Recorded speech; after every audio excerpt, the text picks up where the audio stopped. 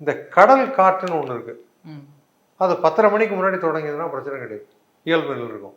எந்த அளவுக்கு தாமதப்படியோ அந்த அளவுக்கு உயரும். இப்போ வரலும் உங்களுக்கு இந்த கடல் காற்று தான் வந்துட்டுருக்கு. இந்த நிலை வரும்போது மேற்கு திசை காற்று வரும்போது ஏப்ரல் 15க்கு மேலே போகும்போது உங்களுக்கு மேற்கு திசை தான் காற்று வரும். அப்போ வெப்பம் அதிகரிக்கும். இப்போ கடல் காற்று வெப்பம் அதிகரிக்கும் போது கடலில் அந்த அளவுக்கு வெப்பம் அதிகரிக்காது, நிலம் அளவுக்கு.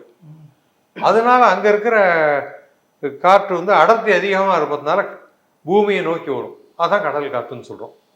இந்த கடல் காற்று 10:30 மணிக்கு தொடங்கிறதுனா பிரச்சனை கிடையாது. எந்த அளவுக்கு தாமதம் பிடிக்கிறதோ அந்த அளவுக்கு வெப்பம் உயரும். அதுதான் சொல்கிறோம் நம்ம.